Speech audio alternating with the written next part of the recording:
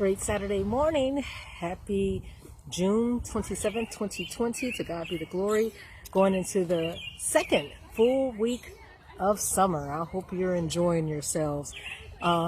Regarding yesterday's morning devotion, where my son happened to be awake and joined in, and we gave commentary, and he did, about Leroy Battle, the young man who shot the two young men.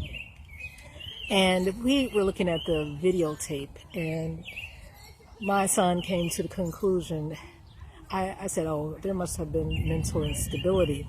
And my son thinks, he's like, no, Mom, he probably got some laced drugs. The reason why we came to like, okay, something's not right, and he wasn't in his right mind, I don't want to use the word crazy, but it's because the police said, yeah, you know, he was running in the garage, out in front of a garage in the alley with one shoe. And at first I was like, oh, he ran out of his shoes, you know, trying to leave the scene. But then he returned the next day. But no, he came into the gas station with only one shoe. If you really look, he has a sock on.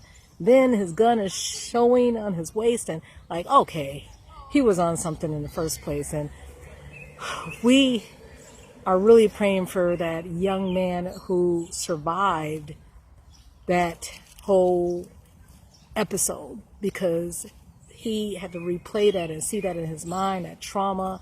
And we're just asking the Lord for his mercy. In Psalms 147, it says in verse 3, the Lord healeth the broken in heart and bindeth up the wounds. So we know that there's a gaping void in that young man's life. So really kind of 4 young men's lives were pretty much destroyed, altered. 2 to the grave, 1 for life, probably in jail, and then another one, those haunting images. But we know that the Lord can cover him. Amen. We are in Dan.7, and this is a chapter where Daniel experienced a dream himself. He saw visions of 4 creatures, a lion, bear, a leopard, and another creature with horns.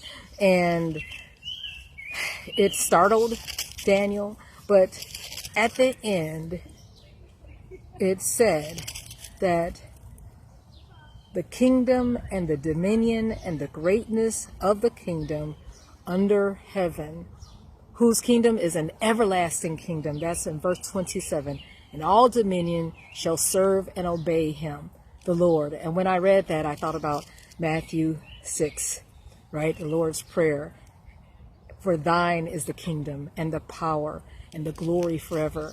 I know man is sometimes in search for prestige and power, right? The lust of the eye would have us wanting more money. The lust of the flesh would, you know, want us to have our temporal needs met sexually or whatever, physically.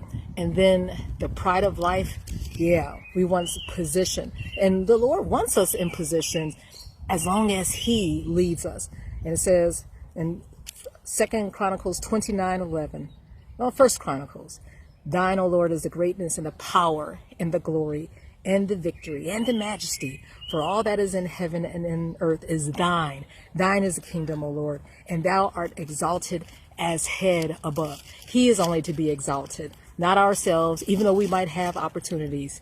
And in Psalms 57:11, be thou exalted, O God, above the heavens, let thy glory be above all the earth. Have a great day, and know that the Lord is in charge, and attribute all power and credit to his glory and his kingdom.